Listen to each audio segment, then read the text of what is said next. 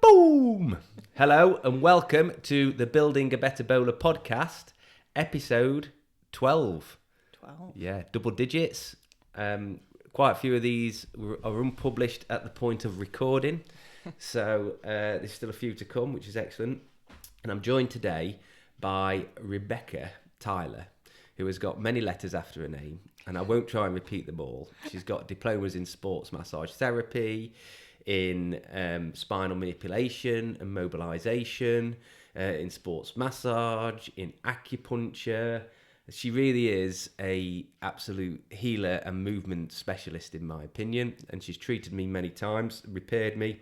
We've known each other for quite a few years now, actually, of which she sees me broken and sends me on my way fixed. Well, I tried to. Yeah, I tried to. One of a few people who've treated me, and I've gained a lot of knowledge and, just repair from. So, Becky, do you want to tell them all the letters after your name? Oh, the letters after my name as well. Yeah.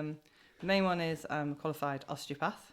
And then I've gone on to do a postgraduate certificate in paediatrics, so osteopathy for children, so I can treat basically from little tiny babies all the way up till you don't need treatment anymore. And then obviously, like you mentioned, I've got a lot of qualifications in sports massage as well, personal training, and then all the CBDs in acupuncture and all the rest of it as well. So, but I also teach a lot of that, so it's not just treating. I do a lot of teaching as well, so we've got the academy side of it. So she's like the grandmaster. Well, I won't go that far. I think when it comes to the body, you're never, ever going to learn everything. Always, I'm constantly looking for the next course because you're never going to know it all, which is what I tell my students all the time.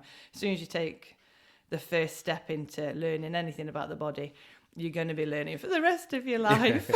And sometimes unlearning what you've learned as well, I think, isn't it? Like, you know, these improvements made and move-ons, and what's first thought as the best way can then be overruled, and there's an improved way or a new way of thinking about things. Yeah, exactly, as is.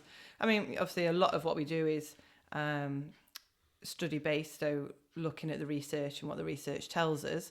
But then also it's tried and tested from being a therapist. You start to go, I've seen this before and this works well. And, you know, and you start to build up that kind of repertoire of how to treat somebody the best way. But there's always going to be somebody that comes along and challenges you, which is why I love the job so much, because it's always changing. It's always something new. Yeah. And my patients certainly keep me on my toes. Actually,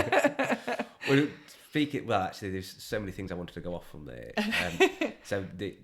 Obviously, you've learned to treat children, which I think is very important. So I never thought about getting corrected as a child. It never came into my mind. Having two athletes as children, athletic children, I see from time to time that maybe they are not moving in the best way, possibly could do with some treatment. They haven't had any really yet. So that's one thing I wanted to sort of hit on with you. Yeah. You'd also mentioned toes, and we were talking about foot spread earlier. Yes. There's so many things. Before we started, So let's start with children. Okay.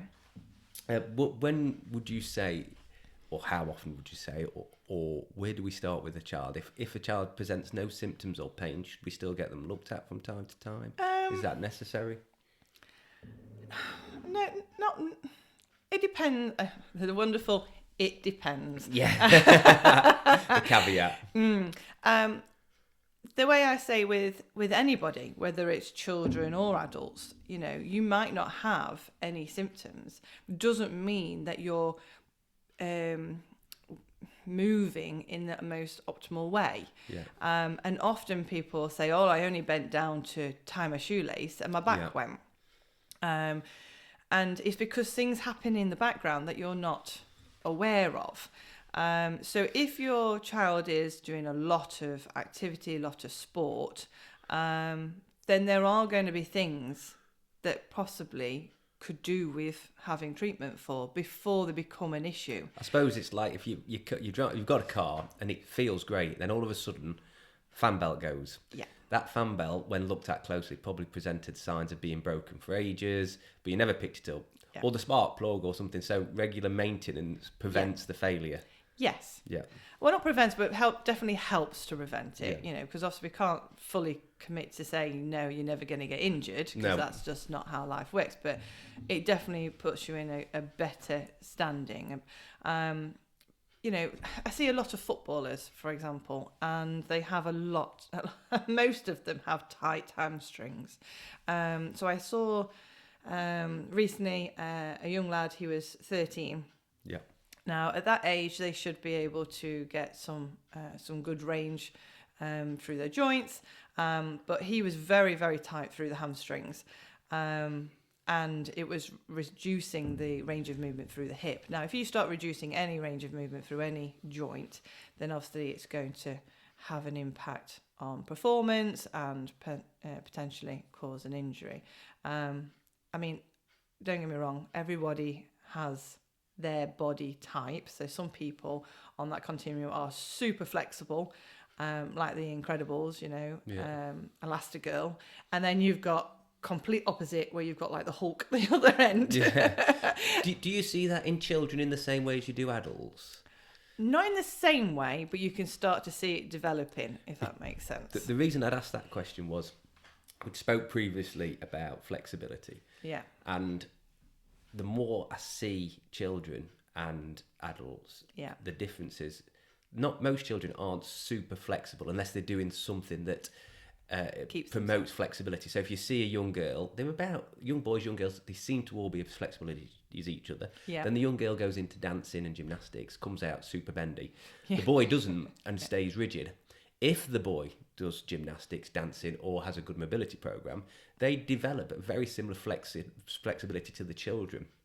When I see that in adults, to the girls, and we see that in adults, and I meet adults who have never done anything, they're all stiff as, elastic bands that have been left out in the sun and they're all brittle. Yep. But those that danced or flexed or did martial arts as children and through some sort of later teenage years still present those flexible movements to some degree in adult life. So I don't think, this was my summarisation, and it's just an opinion, that you're born super flexible or not super flexible. You may have an inherent gift for those extra flexibility movements, but in general it can be learnt and taught, and it stays with you into adult life, or it can be neglected and then that stays within your adult life. So when you see adults, you're not born super flexy to some degree, you just develop it and keep it.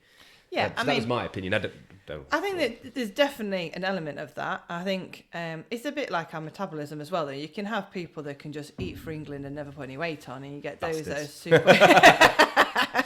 to the words out of my mouth. And then you get those... You can have those bastards that eat what they want. There's the rest of us.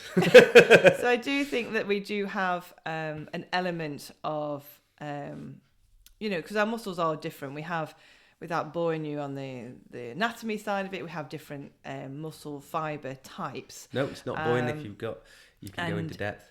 And that will determine how we're built. So some people, for example, are born sprinters. Some people are born long distance runners. Yeah, like Usain Bolt's got 80-90% fast twitch muscles in his body, which is like off the scale, isn't it? Yeah. Compared to the normal man. And that will have an effect as well on how, some people have just got more collagen than others. The bastards. So that will all have an effect on how flexible we are as well. But ultimately, if you don't use it, you will lose it. And if you look at a baby, they are more flexible than any adult that I know. Because they're constantly moving and their legs are up and their arms are here, there and everywhere, and they're moving in lots of different planes of movement. Whereas as an adult, we just don't move. And one of the things that I tell my patients on a regular basis is motion is lotion and rest is rust. So if you don't move, then you will stiffen up. And then when you start to do something new, for example, then that's when you're going to put your body under new strains and then potentially have an injury. Going back to the children...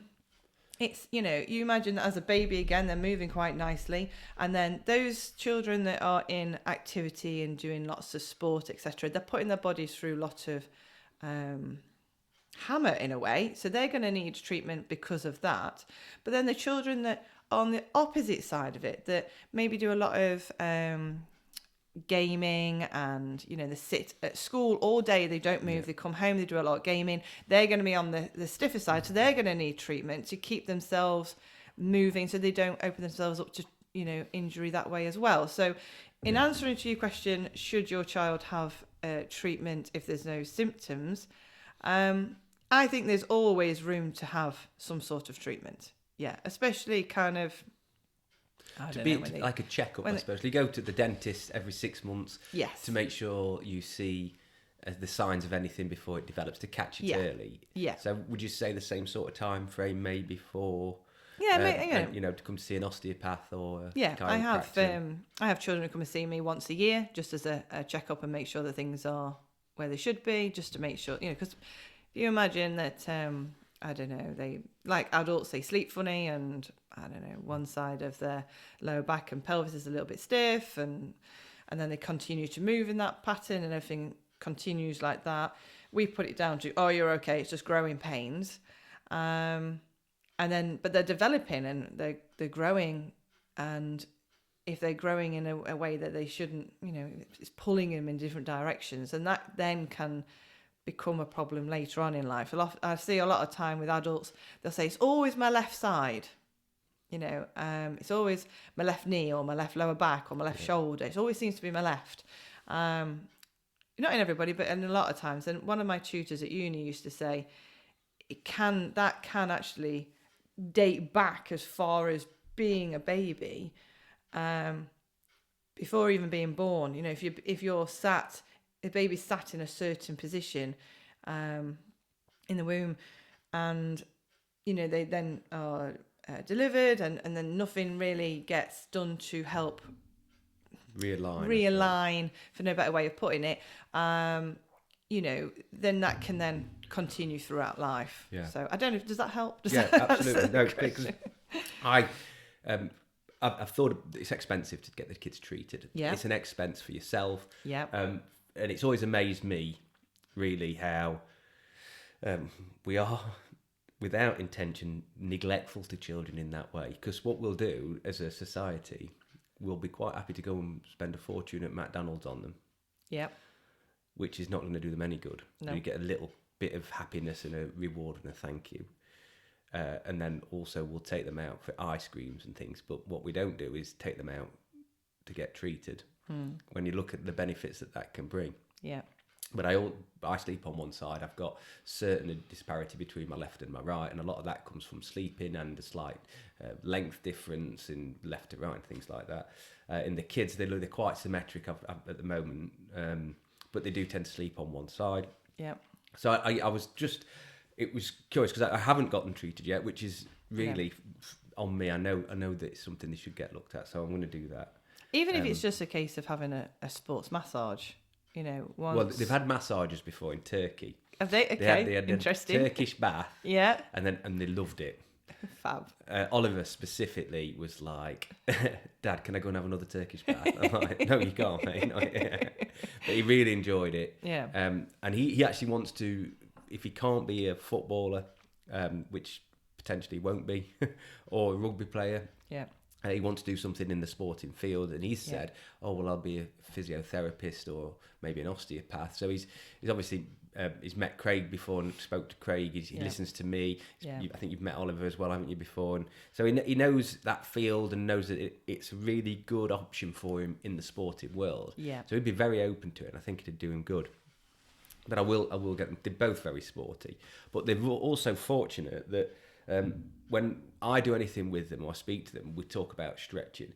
And with the age group I coach as well, especially now, I take them through a stretching routine. So we do a warm-up, really dynamic warm-up, which they go, oh, and I'm like, you're going to learn this off by heart. And you're going to do this every time we train for the rest of your life until it becomes where you're doing it without even thinking. You don't understand, and you probably never will, the benefit this brings because you're doing it.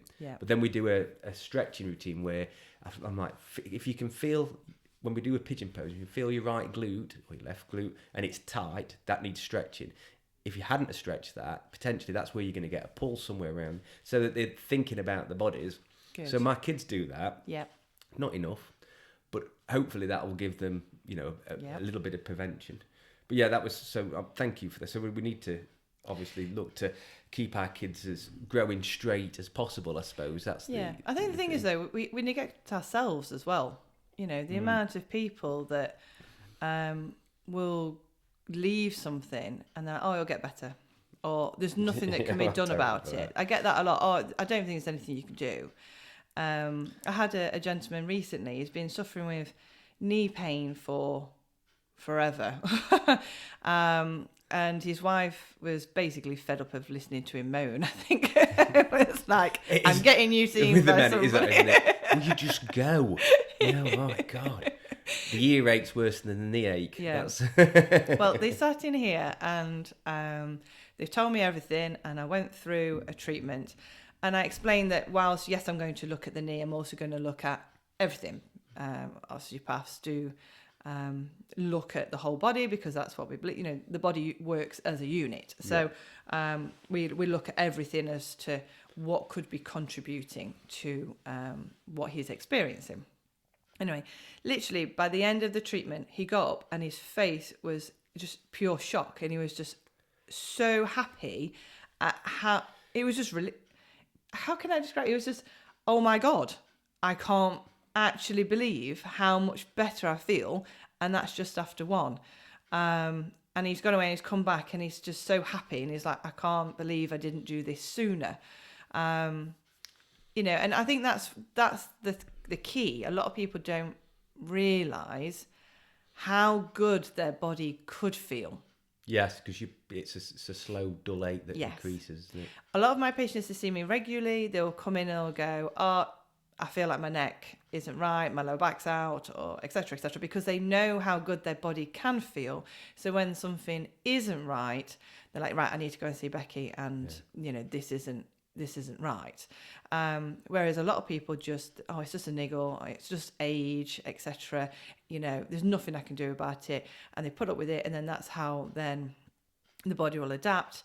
I mean, you can have a problem with your neck that started from a problem with your foot. Yeah.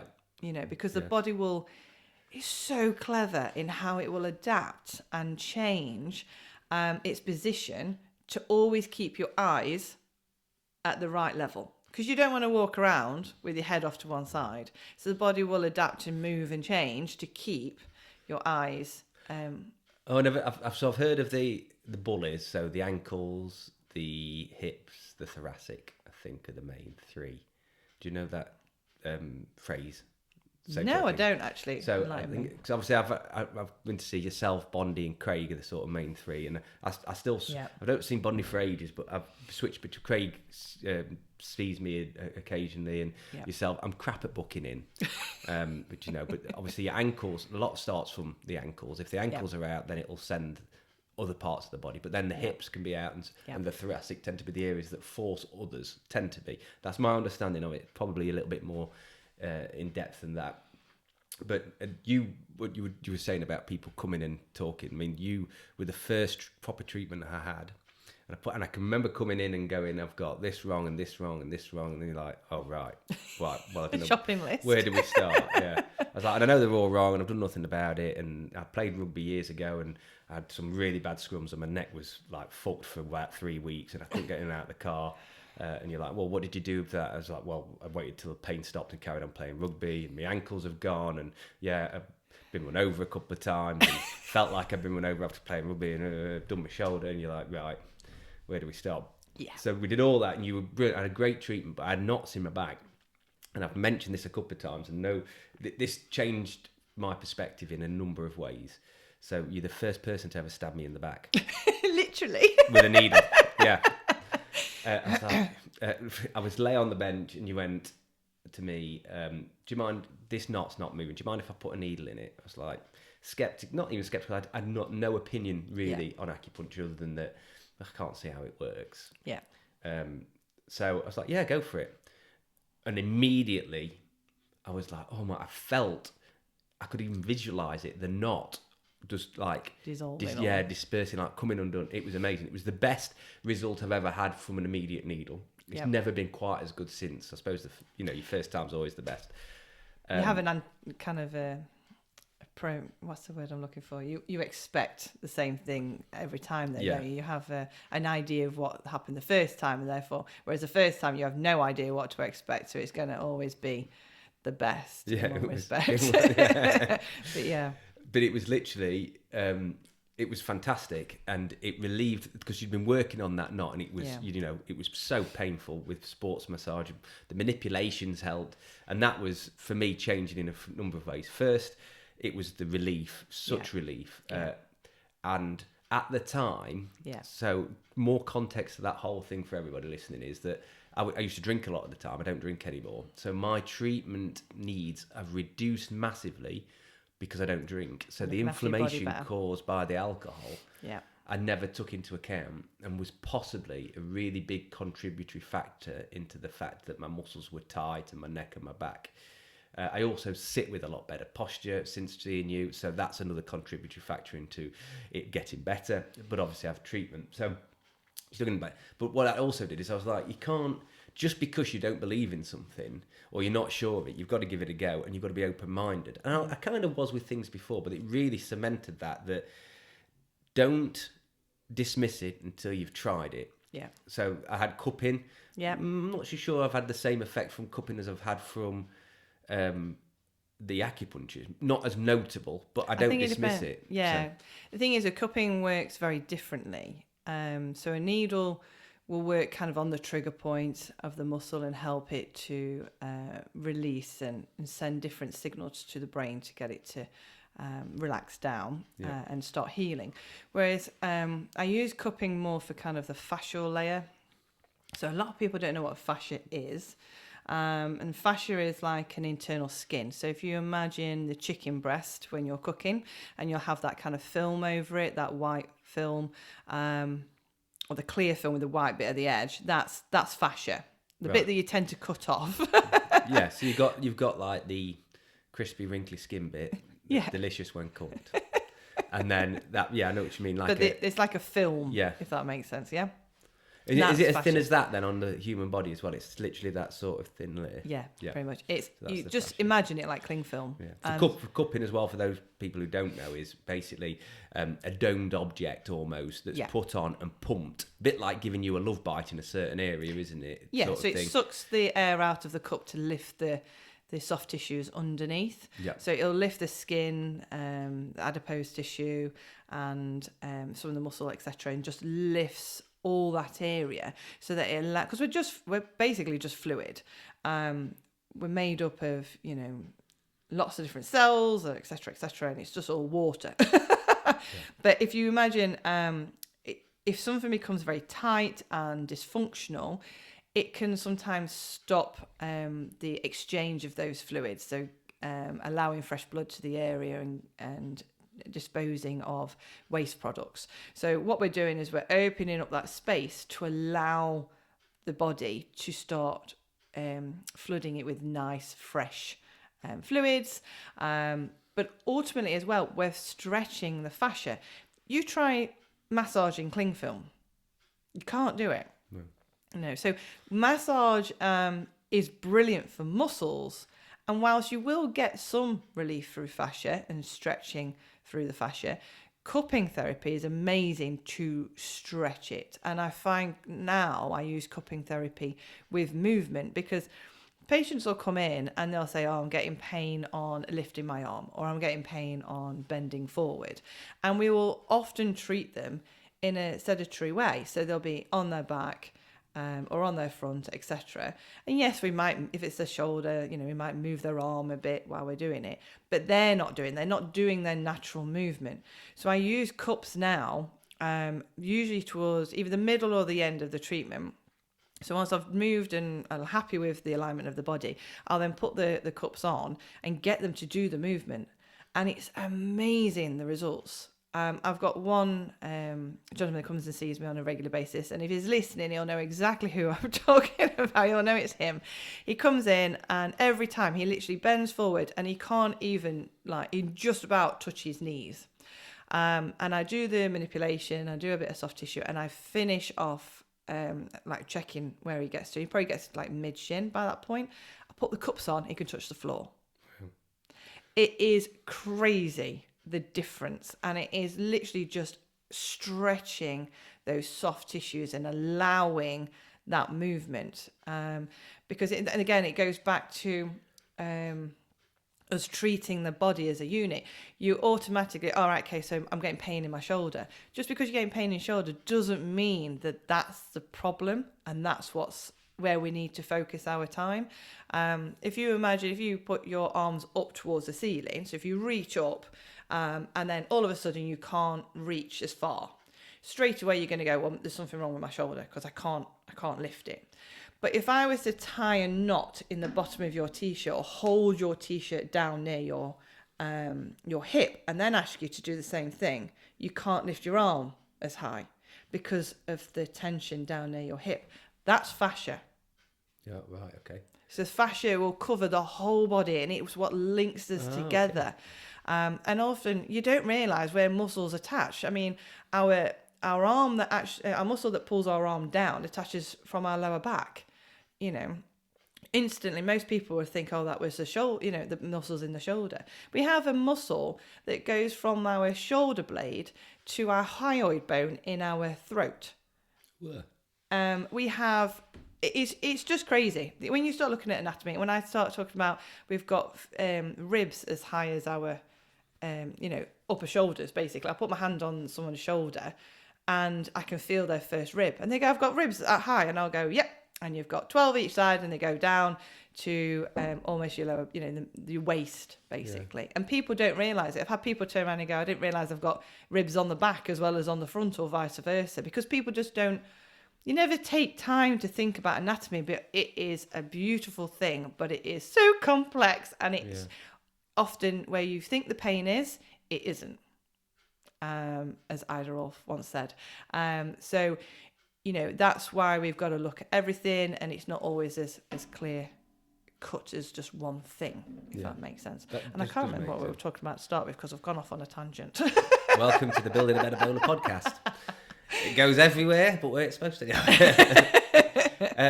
We were talking about, we started with, we took children, but then we moved on to your sticking needles. Yes. And the relief it got, and being open-minded to it. But yes. The cupping side of things. Michael Phelps, famous Olympic swimmer, you saw him with the cups on his back. So looks like he's been attacked by an octopus. Yeah, he'd got the big round sucker marks on the back. Yes. So I've had that done as well, and all these treatments that you've given me have had lesser or more effect. But I found everything. I find just. A lot of people will get this. The human connection of treatment, being moved and having your body sort of massaged and corrected slightly, is in itself a treatment. You go in, it's because you're being taken care of, and there's something that takes you back to, being a child and nurtured in that way, isn't there? That somebody coming and taking care of you, moving your body to sort of make it feel better, is as a relief, and I liken it to when you're a child and your parent puts a hand on your forehead. Yeah. There's no real medical value in that, but it makes you feel better. Yeah. So I think the human touch of somebody who knows what they're doing is a reassurance, and there's lots of benefits. I know Jules was, when she was massaging, had a lady used to go to her who she said, I just come for the connection. Yeah. Which was a lovely thing. Yeah. But I found it very beneficial. You've got a wealth of expertise that I pretend I've learnt a bit from, which I do. I mean, my knowledge has grown because of, talking with you while you've treated me and other people. And I hope other people get the same benefit when they come and see you. I'm sure they do. Yeah. But it amazes me we don't have it on the NHS. It's not... Yeah. This prevention rather than cure is for me a much better approach that seems to be lacking. The problem is the NHS is just so stretched, isn't it? Absolutely. It is amazing, the NHS, in so many ways, but unfortunately there are areas that it could do with some improvements. I do find it scary that physios are moving away from the handson treatment. They have less time as well, don't they? They have so little time with each They have so little time because they've got so many patients they've got to see, but they're actually not teaching the hands-on stuff anymore. Apparently they've moved away from hands-on completely. So how do they teach then? They're just more rehabilitation and exercise and advice role, which saddens me really, because physios are very, very good. The physios, osteos, chiros, we sit very much on, the same kind of level. We just have different ways in which we go about treating something. And each therapist as well will have their own way, because you could have 10 osteopaths in a room that have all gone through the same training at same university, but they've all gone off and done CPD courses and research in different ways, and they will develop their practice accordingly. So they will treat very differently. So I'll often say to my patients that you'll go to see, say for example, me and my colleague Lee, you might see both as, for the same thing. She might take one road. It's like she might take one road to Nottingham, and I might take another road to Nottingham. So still end up in Nottingham. It just depends on which way we go about it. It's exactly the same as treatment. She might go one way about it, I might go another. It doesn't mean that one way is better than the other. It's just how we see it at that time. So it just saddened me that the physios aren't doing as much hands-on, because I find it so beneficial.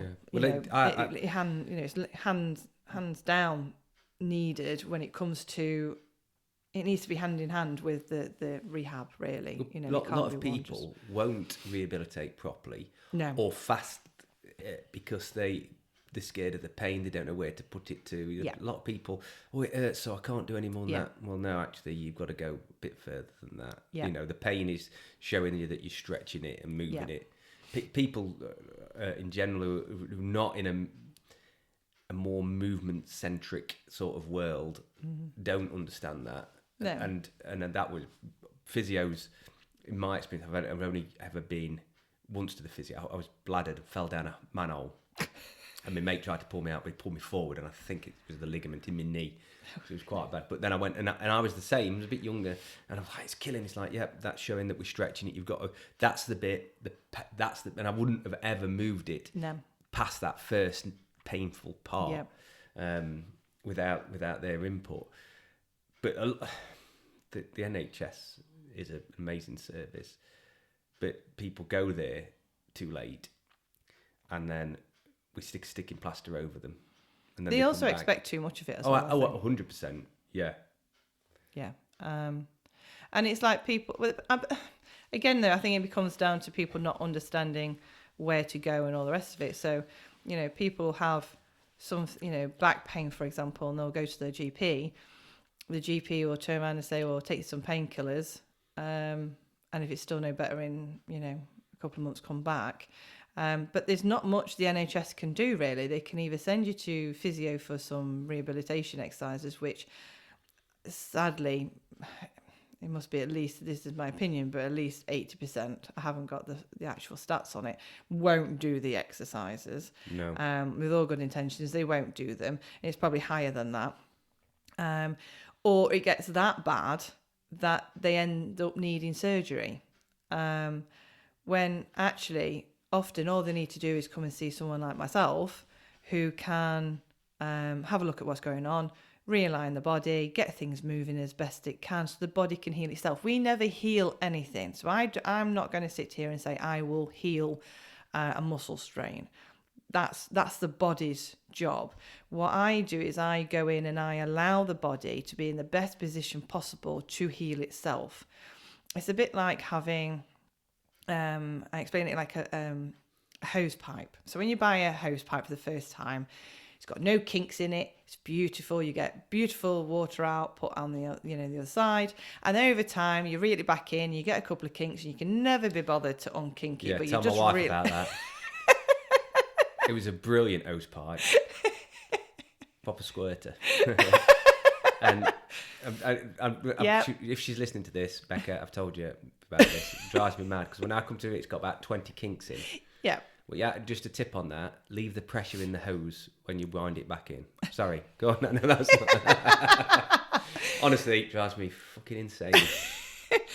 Well, people are creepy. We all, they'll reel it back up, and there'll be a kink in there, and you can't be bothered to unkink it. Anyway, then you reel it out the next time. That kink's been there for quite a while. So you might go along the hose pipe. If you don't leave it, you might get water the other end, but not as powerful. Okay, so that's like us. So we might have a kink in our body somewhere. We can feel a niggle, we can feel a little bit of a pain, but we're ignoring it. Yeah, we can still move, we can still function. It'll go away. Yeah, but over time, the more you reel it back in, the more that kink stays there, the longer it's going to take to unwind. So what I do is I go along that hose pipe and I unwind all those kinks. Now you imagine how long that kink's been there. Yeah. I can unwind it, but depending on how long it's been there, it will probably start to pull back into that position. Can you imagine that? Yeah. I was just thinking, do you know what I'm going to call this podcast? Hose pipe. Yeah. Kinky. But yeah, so I go along and I unkink all the hose pipe and try and manipulate it to stay where it should be. Now, depending on how long those kinks have been there, depends on how many sessions it's going to take to unkink it and manipulate your kinky hose. That's what I'm going to call it. So yeah, that's ultimately what we do. So then the hose pipe can. It's very visual, though. I can understand they that. They can completely. get better output at the other end, etc. But so that's why, going back to your original question, it's important that children do get treatment, because that's when we start to get these kinks, especially if they're doing a lot of exercise and stuff. Yeah. Again, another analogy I'll use, like Formula One cars in comparison to, say, your Grandma Betty's car. Grandma Betty might just take her car to the shops and back, so it doesn't get much use. So it's not getting hammered, constantly. Whereas a Formula One car can't even finish the race without having to have new tyres. Yeah. Because of the amount it's doing. So they're both going to need treatment for very different reasons. The Formula One car is going to need it because of the amount it's going through, but it's going to need treatment probably more regularly. Whereas Betty's car is going to, they're going to need more treatment because rest is rust. Yeah. And because it's not using it to its full capacity, things will start to get stiff and you need to start doing something. It might not be treatment on that side. That's where exercise, stretching, etc. will come in handy. But if you don't do any of that, that's when you'll need to have treatment. That's where I think our responsibility lies as people before. So looking at the NHS treatment kids. Yeah. If you're allowing yourself to become overweight, sedentary, not exercising, not moving the body, then you're creating problems for yourself. Yeah. You're going to be creating problems for the NHS. But at the same time, if you're over abusing it, then you're responsible for those extra issues. So you've got to take it on yourself. You've got to go, okay, as an individual, a parent, an adult or a teenager, or whatever you are, I need to move because it's preventative. I need to exercise. But part of that, I also need to maintain a regular appointment list of keeping my body moving and such like. But what would you say then? I was talking earlier about barefoot shoes opening the foot spread. Something we're going to do an episode on a bit later. Yeah. Obviously, various parts of the body present at different times. Yeah. In fact, before I go on to that one, I'll start with what I would call desk jockeys. Yeah. Because actually, I was going to start with feet, but I'm not. I'm going to go to the thoracic. Okay. Because I think the majority of people now who I come across are sat at a desk or at a phone or on their computer or their iPad or gaming excessively. Yeah. All of us do it to some degree on the phone, and we hunch forward. We're on the tube, we're in the car, driving in that same position, that hunch forward shoulders. That's where a lot of my problems come from. Yeah. We're sat over a computer. There's all this similar positioning of head down, shoulders forward, hunched over. Yeah. Whether it's in work or in rest time, when you come, you think, I just want to chill out and watch, I don't know, a bit of TikTok or whatever it is that zones you out for a little bit. Yep. The kids do it. I mean, I see it with my kids way too much. It terrifies me that the amount that they are on an electronic device. Yeah. And they are on it a huge amount less than the majority of their peers. Yeah. So that's got to be something that presents itself to you more and more now. Yeah, it's great because there's going to be more patience my way. Well, absolutely. They're creating patience for you. I see that, and I think, have you seen a shift towards more thoracic issues, more neck issues, and what's your advice around that? Where do you think we should start to correct that ourselves before we need to come to you? And then obviously when we are presenting issues. Yeah, I mean, there's so much stuff that we can do that would prevent having to see someone like me on a regular basis. Yeah, instantly, shoulders back, head up. Straight away, there's no such thing as a bad posture. The problem is with posture is we sit in a position for too long. It's the inactivity that's the problem. So sitting in these, because we sit rounded with our head forward and we sit in that position for such a long time, that's when we start to pull, like weaken certain muscles because they're under a lengthened position for too long. Certain muscles become short because they get used to that position. So, you know, if you sit slouched in a seated position, straight away you've got your hip flexors that are tight, which is going to affect your lower back. When you stand up, you're slouching forward. It pushes your head forward into what we call an extended position. So you're almost looking up. So as you drop forward, your head will lift and it pushes your jaw forward. The amount of times that I will treat somebody and I'll have to work through their neck, but also their jaw. The jaw, you wouldn't believe how much the jaw can cause havoc across the body. But yes, I see it I would so actually, much. You massaged the key points on my jaw to relieve my neck. And it was fucking super painful. Yeah. But my neck felt better. Yeah. You didn't tell me you were doing that, but my neck felt better. And you're like, yeah, it's for your neck. I was like, oh God, I feel it was. Yeah. The tension was all kept up. The amount of times I'll treat something, I'll go, why is this not relaxing? And then I'll look at the jaw. When we're looking at the neck, I'll look at the jaw and I'm like, oh my word, I'm hardly putting any pressure on, but it is quite an intense pain, as you know. So I'll try and work on it in different ways. I'll articulate it. I'll stretch it. I can use acupuncture, lots of different things. So it's not too painful, because massage can be one of the most painful modalities. If you've never met Becky, she's a fucking sadist. The amount of pain that she's inflicted on me with a laugh and a smile, she loves it.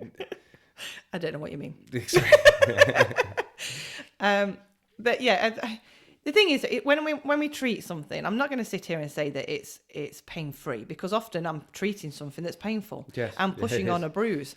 So what I feel is like, say, a pressure of, I don't know, say 3 out of 10, to you is going to feel like I'm pushing 12, on a 7. 12. I was going to go 7, 10 out of 10, but you can go 12 if you want. Because it's painful. So touching on it is going to be really uncomfortable, which is why I do try different methods to try and release it.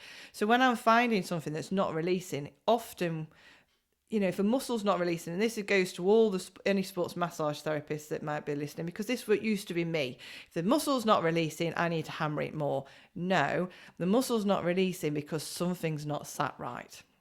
And often I find with the neck, it's either the first rib that's elevated or the jaw's out of position.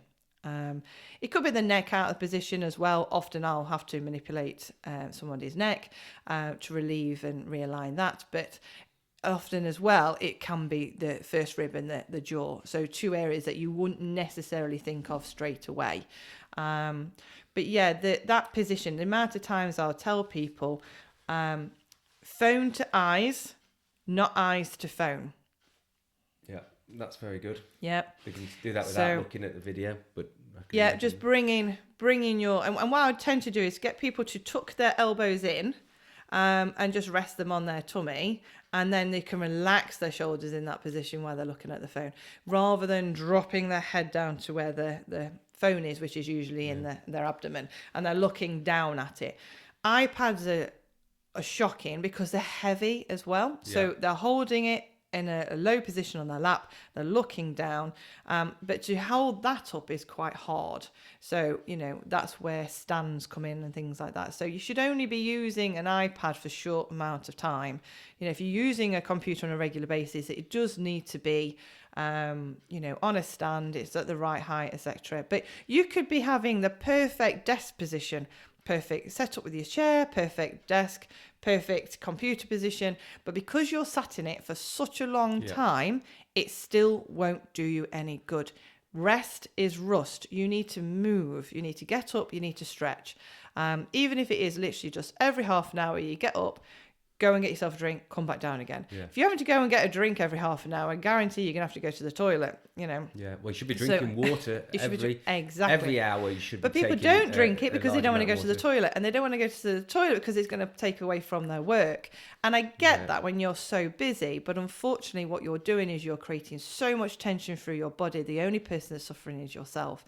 And if you're not taking those regular breaks, actually you get slower at work anyway, so it's going to take you longer. So I can't remember the word, I need to find this, but there's a Japanese saying or method, which is an intense amount of work with a short break. I think it's 25 minutes and then a short break, which is really good. The Japanese culture's got loads of really good little tips like that. But listen to you, and when I think about it in depth, what I see and what I understand is that as a child, or let's start with a child and a good adult. Yep. You go to school. Yep. Sat on your phone on the bus, so you hunch forward. Yep. Okay, you've only had 15 minutes. You get out, you walk to class, then you sat in class over a book. Now, reading, years ago on a newspaper, no one really frowned upon it because it's educational, but you're in that same position, just a smaller amount of time with a lighter weight. So they've got lessons where they're on computers, same position. Yep. Reading, maths, they sat at a desk hunch over, so they're getting that position forced upon them, which is a necessity to some degree. Then they come home on the bus, they're on the phone, then they get home, they have the dinner, maybe a similar position. Yep. Computers now, a lot of them are handheld if they're on a computer, or they're doing the homework. Yep. They're back again in that position. So if they're not really being taken out of that position to do sports, to walk the dogs, to sit in a different way and think or talk or whatever, and then they've spent the majority of the day in that hunch position without even though it's been different activities. Yes. You go, they've only been on the screen for 10 minutes at home, an hour. Yeah, but at school they've been at the desk all day. Yeah. So we've really got to force upon the children a more varied approach to everything. That even if it's computer games, they sit now in a gamer's chair. We used to sit on the floor on a beanbag, leg crossed, which was better because you'd be moving, you got uncomfortable. Yeah. So I'm thinking out loud because I need to change some of the little habits the kids have just to improve it without really removing the pleasure they get from all of that. Yeah. And then as an adult, you do the same, don't you? You go to massively. work, you're in the car as well, so you might not be on your phone as much. So you might think that you're not in that position that much because you're not a gamer, you're not as much on your computer, but you sat in traffic for 30 minutes in the morning, or when 15 you're minutes eating, here and there. watching telly at night time, Yeah. even when you sat in the bath. Yeah. You Well, know, it pushes you forward. With my feet up. Yeah. But then you can't extend fully. The roundness of the bath will still push you forward slightly. I've got a question for you. Bath or a shower? Which one? Oh, well, see, I like both. Yeah. My husband hates me having a bath, though, because that's where I get all my good ideas. Just your thinking spell. Because I have time to think. But ultimately, I mean, that's what we call a flex position through the thoracic spine. So the mid-back is curled forward. And our thoracic spine can bend backwards, can rotate, can side bend. You know, all these movements is what that area should be doing. And if it's constantly in one position all the time, that's when the body will adapt. So some muscles will get tight, some muscles become weak and lengthened, and then that's when it starts to cause other issues. The amount of times that people will come to me because they're getting like a burning sensation or like a constant stabbing pain in the upper back around the shoulder blades, that I used to think that was muscle knots, which to a degree is. The muscle is aggravating, is causing an issue. But actually it's the rib cage that's often the problem, because we're sitting in this flex position that's pushed forward. It pushes the rib cage backwards and can actually start to aggravate the joint between the rib and the spine. And the amount of times that I'm working on people's rib cage and loosening that off, and it's an instant relief. Perfect example was me the other day. I was literally doing some work and I could feel it, and I know it's a rib and there's nothing I can do about it. I keep sticking my finger in there to try and relieve it, but I knew I needed it moving. And as soon as my colleague came in, I went running down the corridor. Lee, I need you to move my rib. And instantly, she gave me a quick, she jumped on me. And absolutely perfect. Instant relief. And it didn't hurt having it done, but the relief afterwards was instant. And that's just, but that's the things that people will ignore, and then it gets tighter and tighter.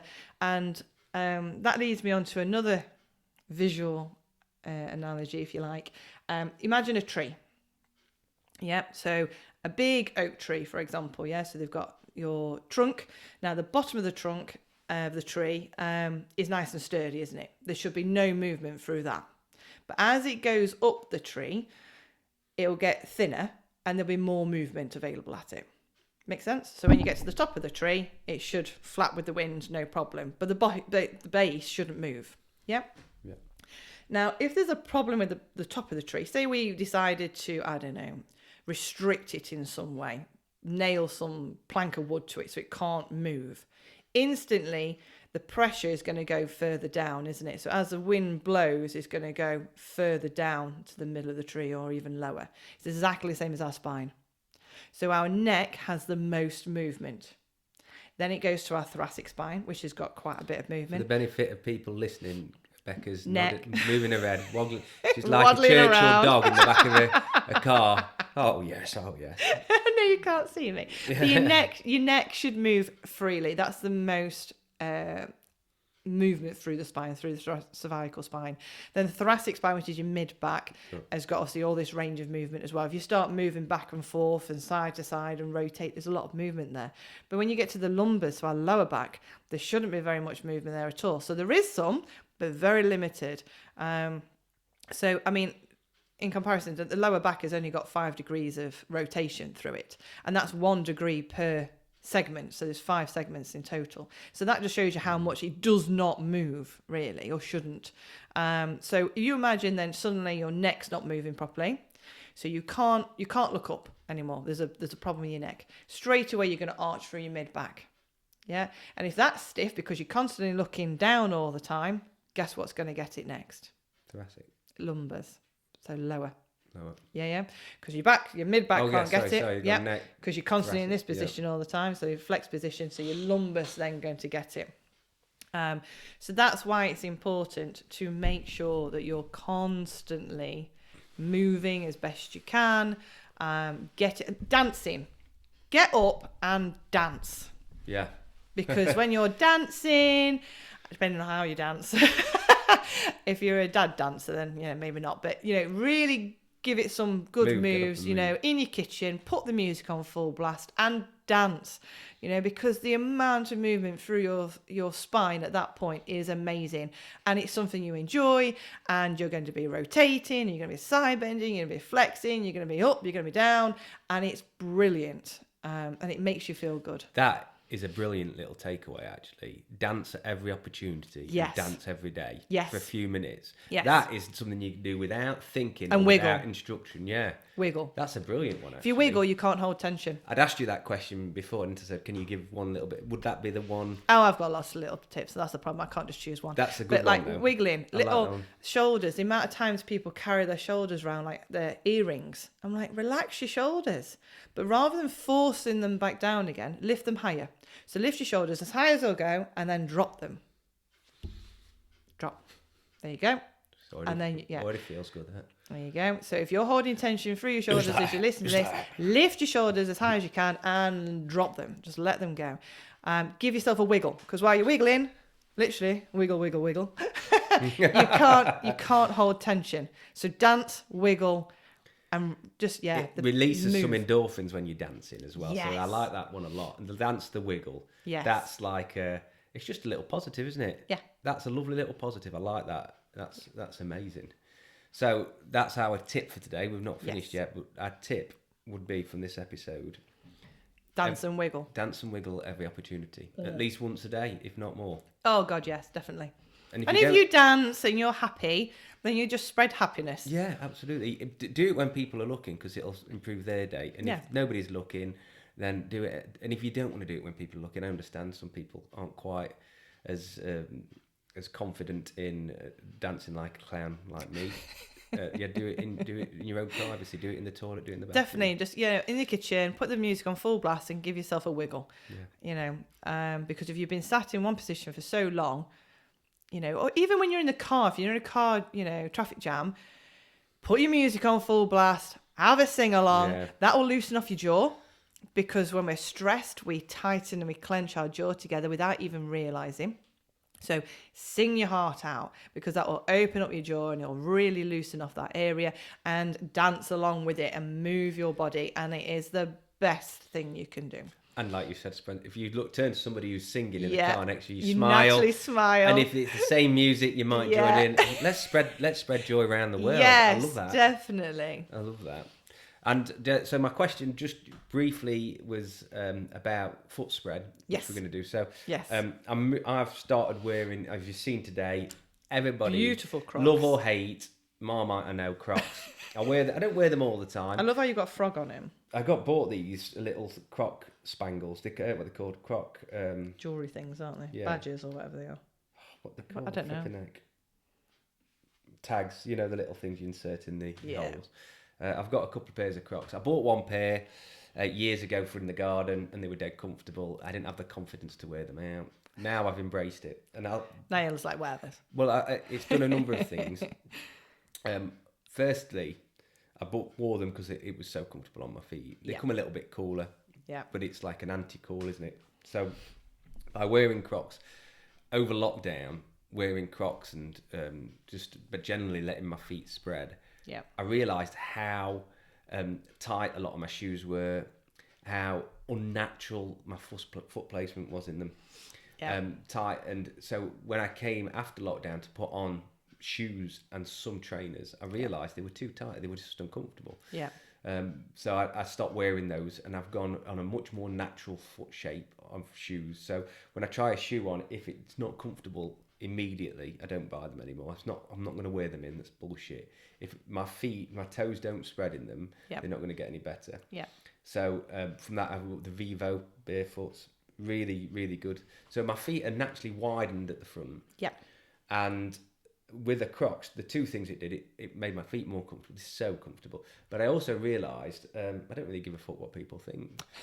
And if I can't wear a Croc because I'm too bothered about what people think, there's other things I need to address before. It's not the Crocs. Well, it's their issue, not your issue. Yeah, why am I bothered? And people who would go, I could never wear them, says more about because they go, I don't know, they'd be so comfortable, I just wouldn't wear them. I think that says so much more about your confidence in you than it does about the footwear. So there's a little bit of psychology around that. But they've been brilliant. And I'm a strong believer that if you don't start at the foot, like you were just saying, the trunk, the roots of the tree. Feet are your foundations. You won't build a house on poor foundations. No, and mine are better. They're wider. They're better. I have less ankle and calf issues. Not removed altogether because years of hammer. And never rehabilitating twisted ankles, popping things like that. What are your thoughts on wider toes, natural foot placement, and shoes in general? Well, I agree with everything you've said. I mean, the feet we're designed in a certain way for optimal movement. And unfortunately, a lot of our shoes are fashion-based, not function-based. Women's shoes are by far the worst because of the heels and the pointy-toed. Well, if you look at bunions, like women have far more bunions than men. You see that where the big toe kicks in because they've tried to wear a pointy shoe or a smaller size. Yeah, it's crazy what fashion does to the body, really. And like I said, you wouldn't build a house on poor foundations, yet you're quite happy to not look after your feet. Yeah. And they're the ones, like I said in the beginning, you can have a problem with your feet and it affects your neck.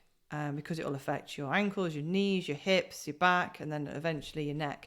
And then it can cause, headaches and all sorts of things. So you were saying earlier about people don't realise the relief until they have it. Yes. Or what the body. And I think that's a little bit, we've grown with shoes slowly crimping our feet in, you Yep. don't realise how good it is to walk around in a natural foot shape Yes. with like plenty of space until you do it for a while. Yep. And then you go back and it's horrible. Yeah.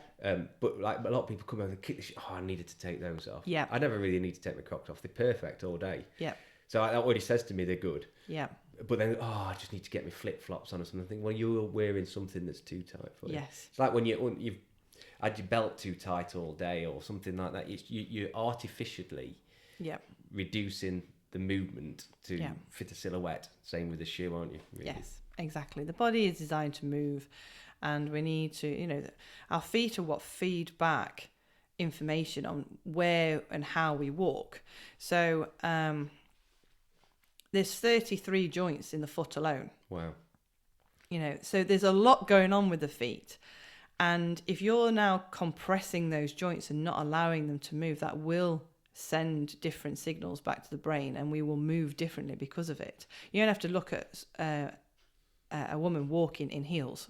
I am shocking when I wear heels, because I'm going to admit, yes, I do like a good pair of heels. However, I wear them. Crocs do heels. Oh my gosh. Very, very, very rarely these days. I can't even remember the last time I wore a pair of heels. But I do wear them on occasion.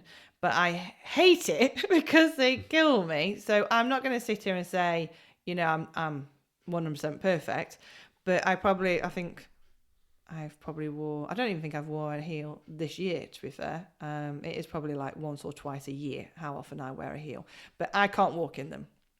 They're so uncomfortable. I can't. I've tried. You're balancing on a very thin heel, etc. It's not, you're pushing your weight up onto your toes as well. So that's shifting the way that your pelvis is sitting. It's shifting the way that your spine is now sitting. It will affect the whole thing. Even if we don't go on a heel, if we just go on the fact that it's pinching your toes. Imagine having a laggy band around your toes all day. That's really uncomfortable, yet you wear shoes that do it. I always think, like, if you do a press up, you think fingers wide. Press ups are hard. You're going to do one or two. Yeah. Your fingers are wide. You do it. Yeah. Now try squishing your fingers up and doing it. Yeah. It's so much harder. Well, try that thousands of times a day, because that's how often you step in. Yeah. I mean, it's just going to fuck you up, isn't it? Yeah. I know that's slightly exaggerated, but it's not. Well, no, not really, because if that's what you're doing, is it?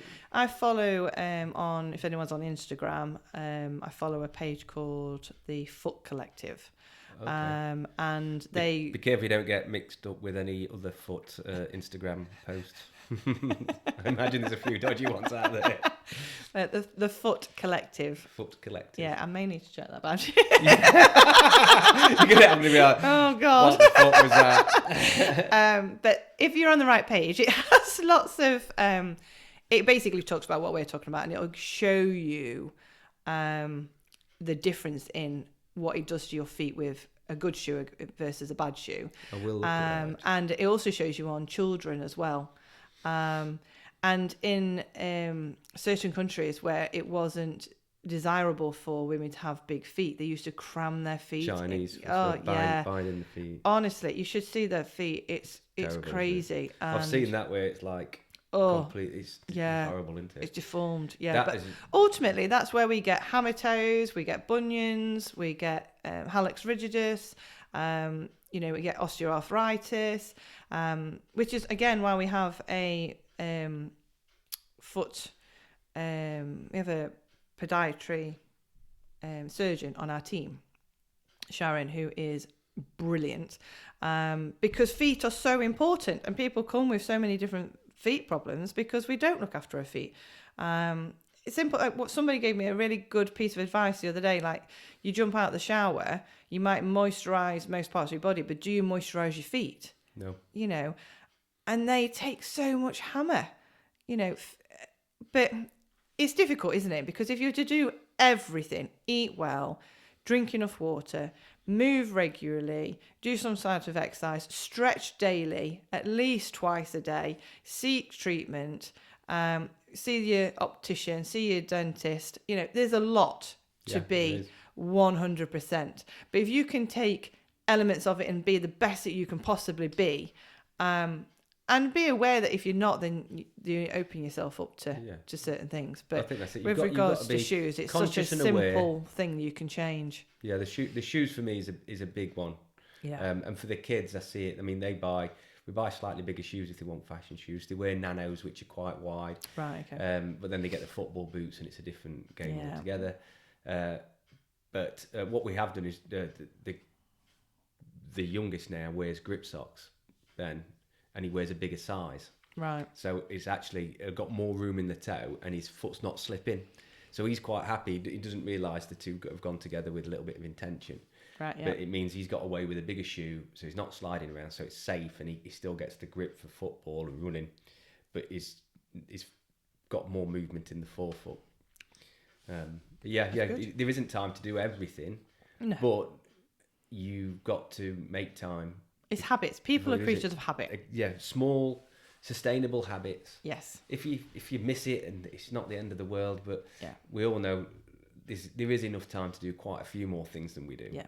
Ultimately, I'll always, if you can stretch in the morning, the amount of people that have back pain, and I'll give them a couple of stretches to do before they even get out of bed, because it's usually they climb out of bed and they're like, oh my God, and then as soon as they get moving, I'm all right.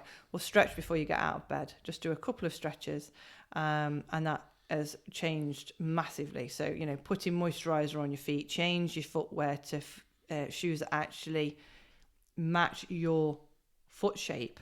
You wouldn't wear a size too small, so why do you wear a size too small on the width? Yes. Because that's ultimately what we're doing, isn't it? Yeah. But yeah, it's small things can have such a big improvement. So yeah, but I'm bringing out an app soon. A little bit of you'd mentioned that last time. Really, it looked really good actually. So we're at the moment developing it. About that? But on the app will be lots of free information. Like this, and there'll be like little videos on the exercises and stretches that you can do first thing in the morning, and how to foam roll, and the difference between tennis and golfer's elbow, or if you get a pain in your back and you don't know what it is, you can have a look at what it could potentially be and some exercises that might be able to help. So it's just giving lots of information and try and help people be better and move better. What will the app be called? It will just be BTST, so that's my business name. Yeah. BTST based in Edwinstowe. The BTST clinic available by phone, email, and you've got Instagram as well, haven't you? Oh yeah, we're even on TikTok. We love a good TikTok dance. I remember seeing some. I don't watch a lot of TikTok. People send me things all the time, and a couple get annoyed that I don't look. But the problem is, I find it a bit of a rabbit hole. Yeah, and I'm like, if I start looking, I'm there for 20 minutes before I need to, and even that's a short burst, isn't it? So yeah, I do occasionally dip in, but I'm not an avid user. Yeah. But I have seen some of your TikToks, some dances and things. Very, very amusing. Well, see, dancing. Yeah. Get up and move. Joy. Do a TikTok. Love it. Yeah, dude. Well, that could be one positive use for TikTok, can't yes, it? Definitely. TikTok can be very dancing. Good if you're constantly pruning what you look at to just the positive things. Yes. But every now and again, someone slips in, I don't know, a bloke getting it in the face with a cream pie, and next thing you've watched 100 cream pie smashing face videos that have not really done anything for you. So we'll look out for that. Please let us know when that's released and we'll mention it. Perfect. It's been absolutely fantastic. So Becky, thank you for your time. Thank you for having me. Building a Better Bowler episode 12, I think I said it was. Yep. With the amazing Becky Tyler. Thank you very much. Thank you. Boom.